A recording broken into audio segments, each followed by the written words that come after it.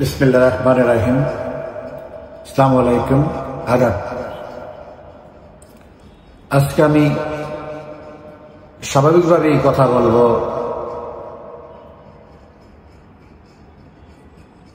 খালেদা জিয়ার দেশে ফিরে আসার বিষয়ে এবং এর প্রেক্ষিতে ভবিষ্যৎ রাজনীতি কি হতে পারে আমি যা বুঝি তার থেকে একটা মতামত দেওয়া।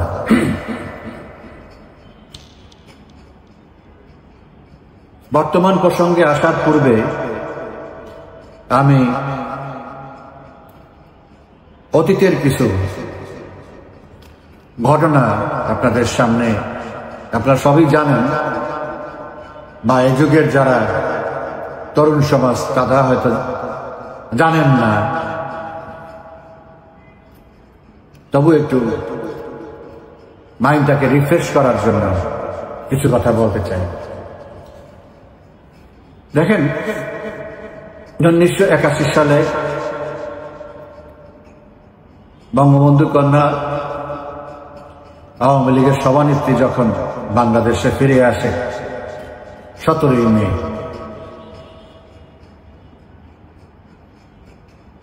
তাকে বঙ্গবন্ধু ভবনে ঢুকতে দেওয়া হয়নি। জেনারেল জিয়া তখন ক্ষমতায়,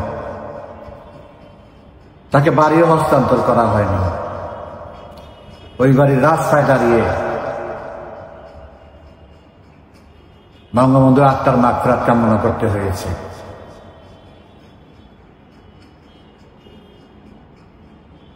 অপ্রত্যাশিতভাবে এবং দুঃখজনকভাবে তার কিছুদিন পরে 13 দিনের মাথায় সেনাবাহিনীর এক ব্যর্থ অভ্যুত্থানে জেনারেল জিয়া নিহত হন। বিচারপতি সাত্তার তখন উপরাষ্ট্রপতি, তখন ভারপ্রাপ্ত রাষ্ট্রপতি হন এবং যথারীতি নভেম্বরের 15 তারিখে 81 সালের রাষ্ট্রপতি নির্বাচন হয়। সেই নির্বাচনে ব্যাপক কারচুপির মাধ্যমে আওয়ামী লীগের নেতাকর্মীদেরকে সেন্টারে যাইতে দেওয়া হয়নি। এক রকমের জোরপূর্বক নির্বাচন শেষ করে ফেলে। ওই নির্বাচনের কিছুদিন পরে ওই নির্বাচনের প্রার্থী ছিল ডক্টর কামাল হোসেন, জাস্টিস সাত্তারের এগেনস্টে বিএনপির বা আওয়ামী লীগের ডক্টর কামাল হোসেন। কিছুদিন পরে ভোলায় একটা প্রোগ্রাম করেছিল ডক্টর কামাল হোসেন, তোফায়েল ভাই সহ সিনিয়র নেতারা।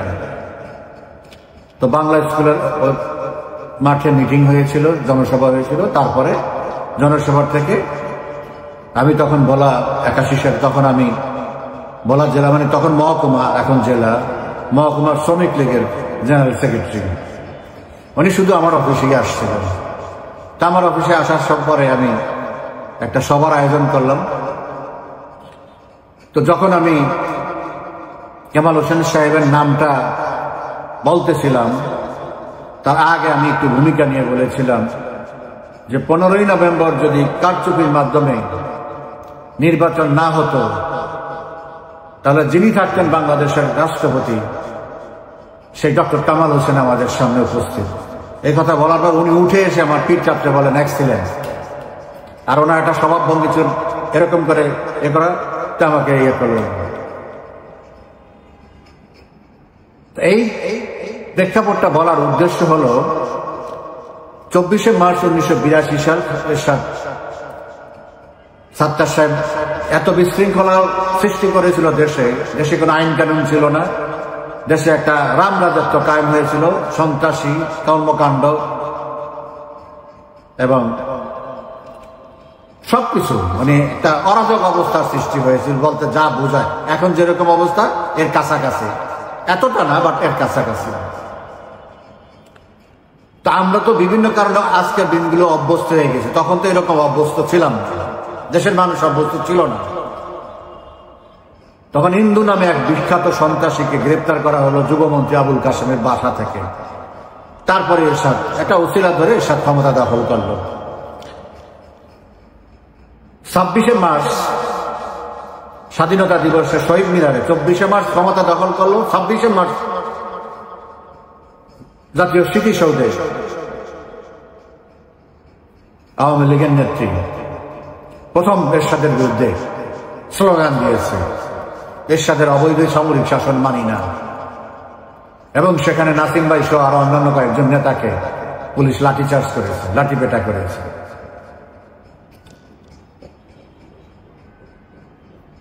আওয়ামী লীগ মাঠে নেমে গেল আস্তে আস্তে। প্রথমে ঘরোয়া রাজনীতি ছিল, তারপরে আস্তে আস্তে মাঠে নেমে গেল। এখন মাঠ তো আওয়ামী লীগের পক্ষে, নেতা কর্মীরা মাঠে নেমে গেল। এখন এরশাদ তো মাত্র আসলো ক্ষমতায়, তার তো কোনো দল নাই, সে কিভাবে এটা সামাল দেবে? বিএনপি তখন নিবু অবস্থা, নেতৃত্ব নাই। তখন এই ক্যান্টনমেন্টের পরামর্শে এই ডিজিএফআই দিয়ে আওয়ামী লীগের প্যারালাল দল, মানে প্যারালাল আর একটা শক্তি রাস্তায় দাঁড় করানোর জন্য খালেদা জিয়াকে কনভিন্স করা হলো যে আপনি রাস্তায় নামেন, আপনি দলের হাল ধরেন, তা না হলে আওয়ামী লীগ এককভাবে রাজনীতিতে মাঠে থাকবে, বিএনপির অস্তিত্ব থাকবে না। এইসব বুঝিয়ে তারপর তাকে 84 সালের আন্দোলন তখন মোটামুটি জমে গেছে, 15 দল, আওয়ামী লীগের নেতৃত্বে 15 দলের। এই পরে খালেদা জিয়া 84 সালের আন্দোলনে যোগ দেয়, এরশাদ বিরোধী আন্দোলনে যোগ দেয়। বিএনপির নেতৃত্বে 7 দল গঠন করে। আন্দোলনের এক পর্যায়ে এরশাদ নির্বাচন দিতে বাধ্য হয়, সংসদ নির্বাচন। তখন সিদ্ধান্ত হলো যে 7 দল 15 দল নির্বাচনে যাবে, ঐক্যবদ্ধভাবে নির্বাচন করবে। আচ্ছা, পিছনের কথাটা বললাম এই কারণে যে এত কিছুর পরেও এই যে 81 সালে শেখ হাসিনা আসলো, তার প্রতি অবিচার করা হলো, 81 সালের নির্বাচনে জোর জুলুম করে নির্বাচনটা কারচুপি নির্বাচনে জিতলো, তারপরেও দেশের স্বার্থে, জাতীয় স্বার্থে, দলীয় স্বার্থ সাইডে রেখে এই বিএনপিকে সাথে ঐক্যবদ্ধভাবে আন্দোলনের সিদ্ধান্ত হয়। শেখ হাসিনা তখন এই সিদ্ধান্ত জাতীয় স্বার্থেই নিয়েছিলেন। এত কিছু হওয়ার পরেও যখন দুই গ্রুপ যখন ঐক্যবদ্ধভাবে এরশাদ বিরোধী আন্দোলন করলো, তখন এরশাদ বাধ্য হলো নির্বাচন দেওয়ার, রাজি হলো। তখন দুই জোট সিদ্ধান্ত নিল, দুই নেত্রী এককভাবে শেখ হাসিনা 150 সিটে, খালেদা জিয়া 150 সিটে নির্বাচন করবে। পরে এরশাদ একটা অর্ডিন্যান্স জারি করলো, একজন 5 সিটের বেশি নির্বাচন করতে পারবে না। তাহলে ওইটা হচ্ছে না, যে প্রক্রিয়ায় তারা আটকানোর মানে কৌশল করা হয়েছিল। এখন কি হবে? তখন সিদ্ধান্ত হলো 15 দল, আওয়ামী লীগ নেতৃত্বে 15 দল 180 সিটে নির্বাচন করবে, বিএনপির নেতৃত্বে 7 দল 120 সিটে নির্বাচন করবে। এই 300 সিটে এইভাবে নির্বাচন করবে। দুই নেত্রী 5 সিটে ইলেকশন করবে। সব ফয়সালা হয়ে গেল। কালকে ঘোষণা দিবে ওই চুক্তি, উভয় জোটের একটা চুক্তি, কালকে চুক্তিতে সাইন হবে। রাত্রে সালাম তালুকদার সাহেব জানায় দিল আওয়ামী লীগের নেতৃবৃন্দকে, আমরা এই নির্বাচনে যাব না। কারণ কি? কারণ না, আমরা এরশাদের অধীনে নির্বাচন করব না। এবং পরে খালেদা জিয়া ঘোষণা দিল যে এরশাদের অধীনে যারা নির্বাচন যাবে তারা জাতীয় বেঈমান। এই সমস্ত বিষয়টা কি হয়েছিল? বিষয়টা হয়েছিল খালেদা জিয়াকে তখন বোঝানো হয়েছে যে জিএফআই থেকে, আপনি কেন 120 সিটে নির্বাচন করবেন? 79 সংসদে বিএনপি একক সংখ্যাগরিষ্ঠ পাইছে, 81 নির্বাচনে বিএনপি রাষ্ট্রপতি নির্বাচিত হয়েছে, আওয়ামী লীগে কেন 180 সিট দিতেছেন, আপনি কেন 120? তাহলে তো আপনি সেকেন্ড নেতা হয়ে গেলেন, শেখ হাসিনা বড় নেতা হয়ে গেল, সেই তো তাহলে প্রধানমন্ত্রী হবে, তাহলে আপনি কি হবেন? এইসব বুঝে টুঝে তাকে আপনি নির্বাচনে যান না, আপনি রাষ্ট্রপতি নির্বাচন হবে, সেখানে আপনি রাষ্ট্রপতি নির্বাচন করবেন, আপনি জিতে আসবেন। এইসব বুঝাইয়া খালেদা জিয়াকে সরাইয়া দিল ওখান থেকে। কিন্তু আওয়ামী লীগ তো নির্বাচন বয়কট করে না, সেটা 79 সালেও করে নাই, 81 সালেও করে নাই, এমনকি 70-এ ইয়াহিয়ার মার্শালের মধ্যে বঙ্গবন্ধু নির্বাচন করছে, যেটা ভাসানী সাহেব তখন মানে নাই। ভাসানী সাহেব তখন বলেছিল ভোটের মার্কস লাথি মারো, বাংলাদেশ স্বাধীন করো।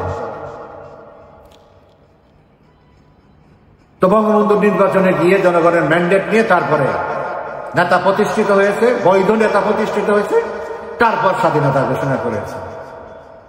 বঙ্গবন্ধু জানে যে ওরা আমাদেরকে ক্ষমতা দিবে না। যান, একইভাবে জননেত্রী শেখ হাসিনাও সিদ্ধান্ত নিয়েছে আমরা নির্বাচন থেকে পিছনে যাব না। নির্বাচন থেকে পিছনে গেলে যেভাবে হোক জাতীয় পার্টি নির্বাচন করে নেবে, উপজেলা নির্বাচনের মতো। 85 সালে যে উপজেলা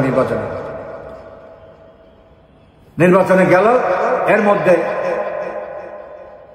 খালেদা জিয়া 3 দিনের জন্য গায়েব হয়ে গেল। কোথায় ছিল? আশুলিয়ার এক বাড়িতে, একটা ফ্যাক্টরিতে ছিল, পরে এটা বের হয়েছে। ওই থেকে নির্বাচনে গেল না। এই হলো খালেদা জিয়ার আপসীন উপাধির এই হলো পিছনের কাহিনী। তারপরে সে আপসীন নেত্রী হয়ে গেল। তো সে তো আর নির্বাচন ঠেকাতে পারবে না, বিএনপির তো একা তো আর কিছু করতে পারবে না। আওয়ামী লীগ যেখানে নির্বাচনে গেছে, এই গেল একটা সিনারিও। 91 সালে তাও অপ্রত্যাশিত হবে, সবাই জানে যে আওয়ামী লীগ নির্বাচনে জিতবে। সেইভাবে সব এই যে এখন যেমন 5 তারিখে আওয়ামী লীগের সরকার বদল হওয়ার পরে সবাই যেন ধরে নিতে যায় এই কিছুদিন পরে নির্বাচন হবে, বিএনপি নির্বাচনে জিতবে, যেহেতু আওয়ামী লীগ নাই, নির্বাচন জিতবে, সরকার গঠন করবে, এরকম একটা ভাব তখন চলে আসে। ছাত্রবিরোধী আন্দোলনে শেখ হাসিনার শক্ত অবস্থান, সব আওয়ামী লীগ এটা ঘুরে দাঁড়িয়েছে, শেখ হাসিনার নেতৃত্বে সংগঠন ঠিক করে ফেলেছে। সেটা খুব স্বাভাবিক, বিএনপি ভঙ্গুর একটা সাংগঠনিক শক্তি, পিছনে অনেক ঝামেলা আছে। সব মিলে সবাই নিশ্চিত যে 91 সালের নির্বাচনে আওয়ামী লীগ জিতবে। এই নিশ্চিত হওয়ার কারণে আমাদের বেশিরভাগ কর্মী গা ছাড়া একটা ভাব ছিল, যেটা 5 তারিখে 4 তারিখে বা এই কোটা বিরোধী আন্দোলনের সময় আমাদের তরুণ সমাজ যেভাবে গা ছাড়া ভাব ছিল, আরে এই আন্দোলন কি হবে, তো পুলিশ দিয়ে পিঠায় সোজা করে দিবাই করবে, সেই করবে, এটা কোনো ব্যাপার না, এটা পুলিশের ব্যাপার। এই যে একটা পাত্তা দিল না, এই যে আন্দোলনটা জমতে দিল, ওই একই ঘটনা 91 সালে ঘটেছে। তারা কোনো বাড়িতে ভোটার স্লিপ দেওয়া যায় নাই। সাদেক হোসেন খোকার সাথে পর্যন্ত রেত থেকে হাঁটতে হয়েছে। কেন? ওই সিটে পুরান ঢাকায় 30% হলো হিন্দু ভোট। সবাই জানে যে হিন্দুদের মেজরিটি আমাদেরকে ভোট দেয়। একটা লোক হিন্দু বাড়িতে যায় বলে নাই আমরা আসছি নৌকার পক্ষ থেকে, আদাব নমস্কার, ভোট সেন্টারে যায় না, ভোট দিয়ে। হিন্দুরা তো ভোট দিবেই, অর্থাৎ তাদের কাছে যাওয়ার দরকার কি? ভোটও দেয় নাই তারা, ভোট সেন্টারে ভোট বিরুদ্ধে দেয় নাই, রাগ করে ভোট সেন্টারেই যায় নাই। তো এটা সারা বাংলাদেশে এই ঘটনাটা ঘটেছে। যাক, তারপরে তো নির্বাচন হয়ে গেল, জিতলো, আওয়ামী লীগ নির্বাচন মেনে নিল, ক্ষোভ প্রকাশ করার পরও মেনে নিল। কিন্তু উপনির্বাচনগুলিতে যে কারচুপি করলো মাগুরা, ভোলা এবং এই মিরপুরে, তখন প্রশ্ন আসলো যে যারা উপনির্বাচনে হারলে জিতে তার সরকারের পরিবর্তন হবে না। তো উপনির্বাচনে যারা হারতে চায় না, উপনির্বাচনে যারা জোর করে জিতে নিল, ভোট ডাকাতি করলো, আমাদের 30-40 বছরের জেতা সিট, মানে ওই সময় মানে এখনকার না, তখনকার সময় যেসব নির্বাচনে আওয়ামী লীগ কোনোদিন হারে নাই, সেই সব সিটগুলি তারা জোর করে নিয়ে গেল। তখন নেতৃত্ব সিদ্ধান্ত নিল না, বিএনপির অধীনে আর কোনো নির্বাচনে যাবে না। এই শুরু হলো তত্ত্বাবধায়ক আন্দোলন। যাই হোক, তারপরে তত্ত্বাবধায়ক আন্দোলন হলো, খালেদা জিয়ার পতন হলো, তত্ত্বাবধায়ক সরকার হলো, নির্বাচন হলো, আসলো, সংসদেও খালেদা জিয়া গেল, একটা ব্যালেন্স পলিটিক্স শুরু হয়ে গেল। আবার 2001 সালে মাঠে সেনাবাহিনী নামিয়ে আওয়ামী লীগের লোকজনকে সেন্টার থেকে বের করে দিয়ে ভোট বাক্স সেন্টার থেকে নিয়ে যে যা ইচ্ছা তা করে 2001 সালে একটা জাস্টিস লতিফুর রহমান মার্কা নির্বাচন করল। তারপর আওয়ামী লীগ মেনে নিল। কিন্তু 1 সাল পর থেকে 2006 সাল পর্যন্ত যে অত্যাচার, নির্যাতন, দখলবাজি, রেপ, ধর্ষণ, হিন্দুদের উপর অত্যাচার যা করছে এটা 71 সালের সাথে তুলনা করার মতো। তার মধ্যে আবার 21শে আগস্ট নেত্রীকে এবং পুরা নেতৃত্ব শূন্য করে দেওয়ার ষড়যন্ত্র করে গ্রেনেড হামলা করা হলো। এত কিছুর পরেও 2008 সালে আওয়ামী লীগ ক্ষমতায় আসার পরে কিন্তু শব্দ কেউ করে নেই। সবাই ভালোভাবে ব্যবসা বাণিজ্য যার যার কাজ শেষে করছে, বিএনপি কোনো কিছু আনে। বিএনপির উপরে প্রেশার আসছে আননেসেসারি 13 সালে কেন আপনি তত্ত্বাবধায়ক সরকার চাইলেন? আপনি তো আওয়ামী লীগ আমলে নির্বাচন করলেন না কেন? কিভাবে বলতেন যে আওয়ামী লীগ নির্বাচন সুষ্ঠু করবেন না? হঠাৎ করে আপনি তত্ত্বাবধায়ক সরকার, তখনও ওই একই ষড়যন্ত্র যে বিদেশিরা তাদেরকে বলছে তোমরা একটা পরিস্থিতি সৃষ্টি করো, আমরা একটা কিছু করে ফেলবো। সেটা অনেক লম্বা ইতিহাস, সেই সৃষ্টি করতে পারে নাই, যাক সেটা গেছে। 18 সালে নির্বাচন করলো, আসলো মাত্র 7 সিট পাইল। সন্ধ্যা সবাই বললো নির্বাচন, সারাদিন নির্বাচনে ফখরুল সাহেব মাইকের সামনে বললো, টেলিভিশনের সামনে, এখন পর্যন্ত নির্বাচন সুস্থ হইতেছে, কোনো সমস্যা নাই। সন্ধ্যা সবাই স্বাভাবিক, আমাদের দেশে যারা জিতে যারা হারে তারা সবাই নির্বাচন কারচুপি, এটা আমরাও বলছি। তো খালেদা জিয়া তো তখন নির্বাচনে আসেনি, বিএনপি তখন কারচুপি করলো, ঠিক আছে। কিন্তু তারপরে তো তারা সংসদে গেল, তাদের ফখরুল সাহেব যায় নাই, বাকি 6 জন তো গেল। তারা ফ্ল্যাট নিল, বাড়ি নিল, গাড়ি নিল, সকল সুযোগ সুবিধা নিল।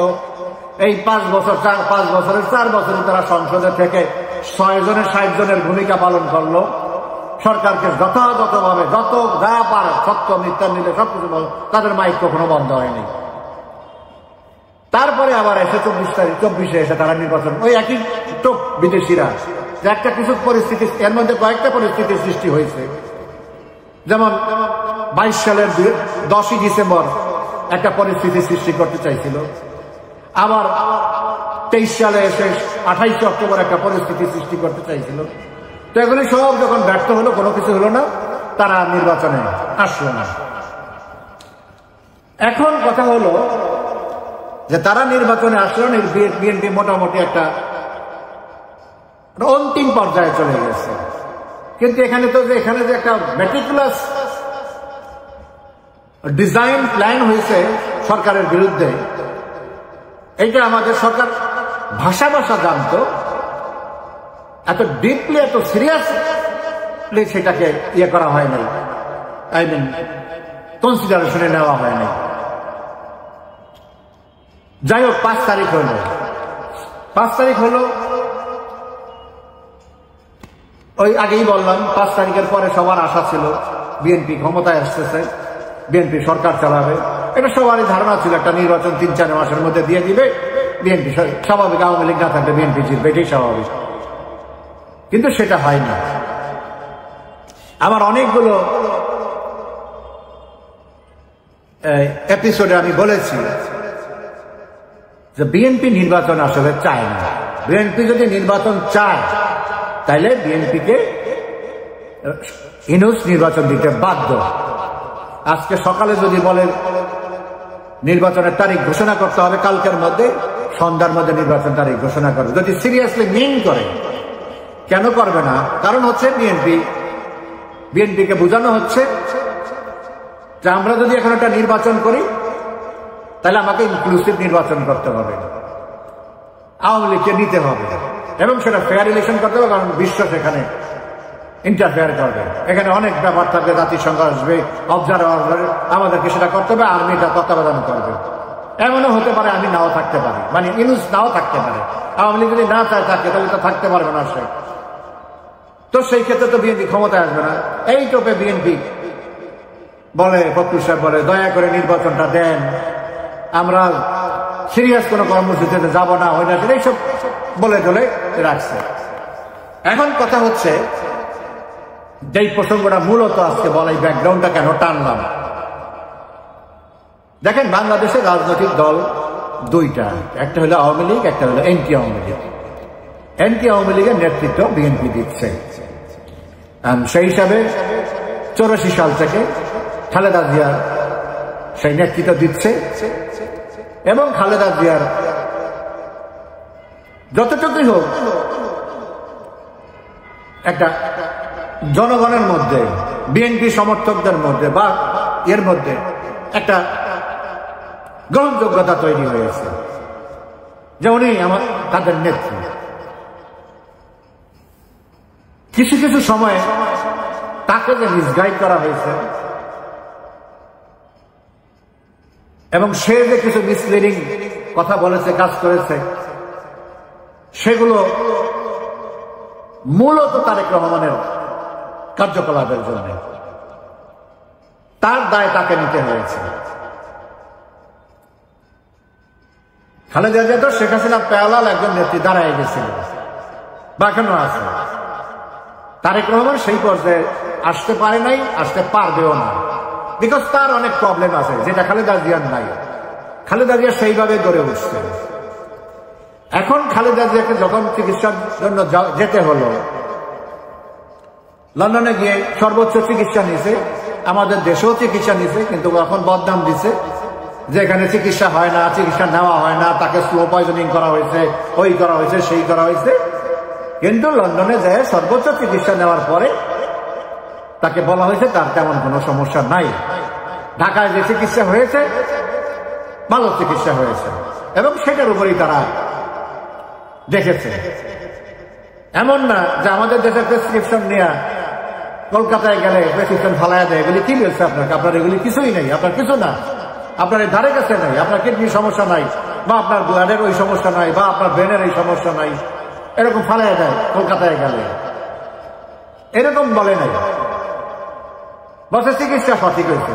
এবং এখান থেকে ডাক্তাররা যেভাবে হাইপ তুলছিল যে ওনাকে চিকিৎসা অপারেশন করতে হবে, লিভার ফালাই দিতে হবে, পচে গেছে, এবং সেটা আমেরিকাতে চিকিৎসা করতে হবে এবং আমেরিকা ছাড়া হবে না।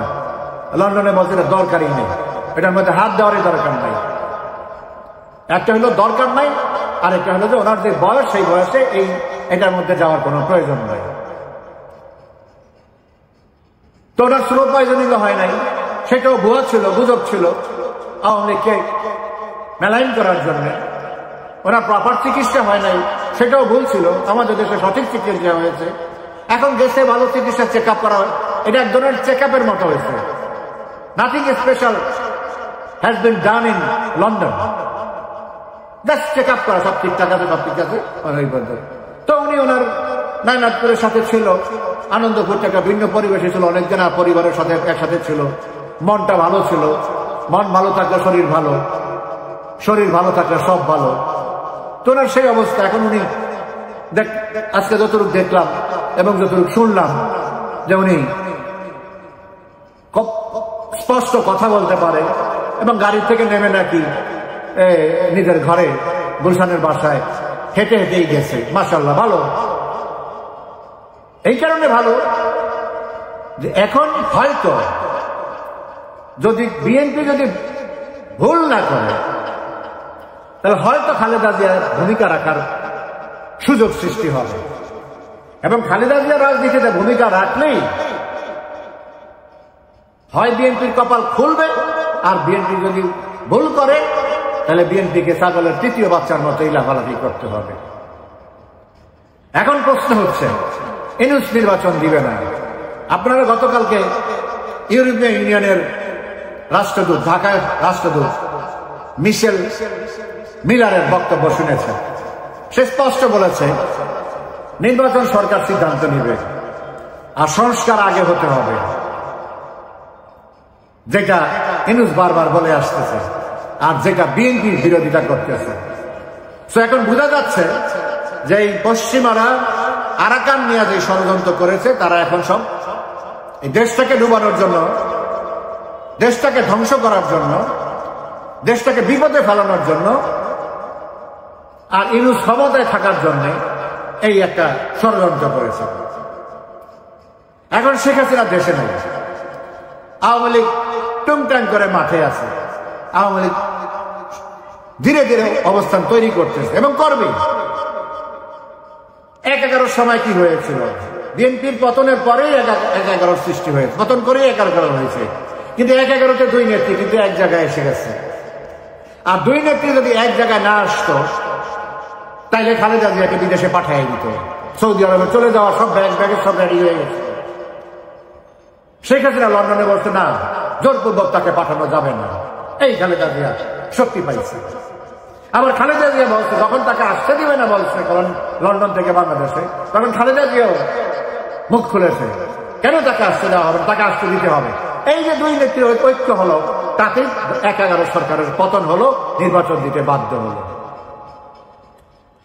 এখন বিএনপি যদি মনে করে তারা একটা নির্বাচন চায় এবং তারা যদি মনে করে সেই নির্বাচনে তারা জিতবে বা যেই জিতুক সেইভাবে দেশটা চলো, রাজনীতিবিদরা দেশটা চালাক, দেশটা ধ্বংস না হয়ে যাক আরাকানকে কেন্দ্র করে। ইউনূস দেশটাকে ধ্বংস, অর্থনৈতিকভাবে অলরেডি শেষ, রাজনৈতিকভাবেও শেষ, সাংস্কৃতিকভাবে শেষ, শিক্ষা সাংস্কৃতিক সব শেষ। এইটার থেকে যদি দেশকে মুক্ত করতে হয়, বেগম খালেদা জিয়াকে সামনে আসতে হবে। আমরা গত 9 মাস তারেক রহমানের কথা শুনেছি, তার কার্যকলাপ আমরা দেখেছি। আমি মনে করি না দেশের বিএনপির বাইরের কোন লোক তারেক রহমানের আচার আচরণে আশাবাদী বা কোন স্বপ্ন দেখে তারেক রহমানও দেশে আসবে না, এটা তার সিদ্ধান্ত, তার কার্যকলাপেই বোঝা যাচ্ছে। তারেক রহমান যদি দেশে আসতো, তারেক রহমানের মতো তাকে জেলে নেওয়ার মতো শক্তি এই সরকারের নাই, ভিত্তি শক্তি কোনটাই নাই, ওই সাহসই পাবে না। একদিনের মধ্যে সরকারের পতন হবে। কিন্তু তারেক রহমান সেই যে সুখের সংসার বা যে সুখের সাম্রাজ্য গড়ে তুলছে, এই সুখ রেখে উনি রাস্তায় নামবে না, উনি আসবে না। উনি আসবে, ওনার দল যদি ক্ষমতা সংখ্যাগরিষ্ঠ আসন জিতে, তাইলে যখন ওনার প্রধানমন্ত্রী হওয়ার দরজা উন্মুক্ত হবে, তখন উনি রাজা হিসাবে দেশে আসবেন। এই হলো ওনার রাজনীতি, এই হলো নীতি এবং উদ্দেশ্য। তো উনি অপেক্ষা করতে থাকুন, যখন 7 মণ তেল পড়বে তখন রাদান আসবে, উনি অপেক্ষায় থাকুক কখন তার দল সেই অবস্থানে আসে।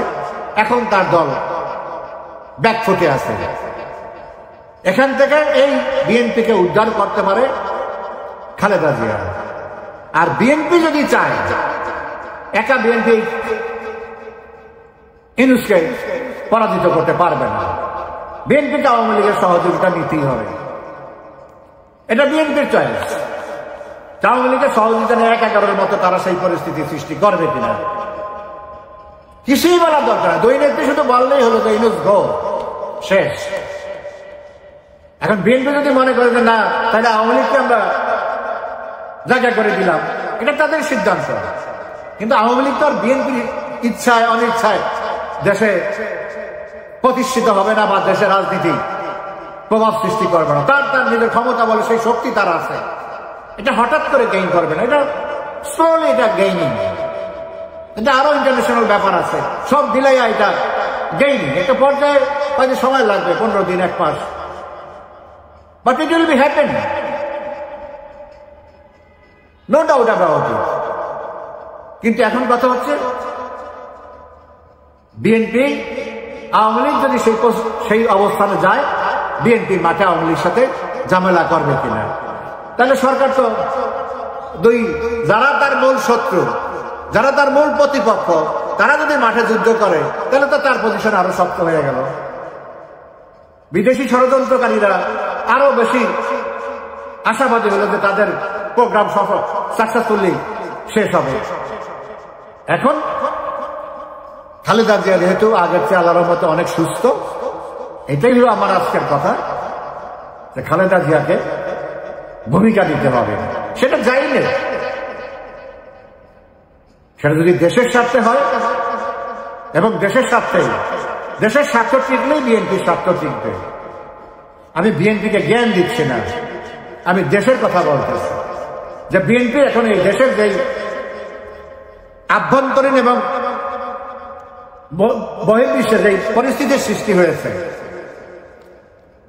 বিএনপির একটা বিরাট ভূমিকা পালন করার সুযোগ আছে এবং দায়িত্ব, এটা তাদের কর্তব্য, এবং এটা আর কাউকে দেওয়া হবে না বিএনপির মধ্যে, একমাত্র খালেদা জিয়ার পক্ষে সম্ভব।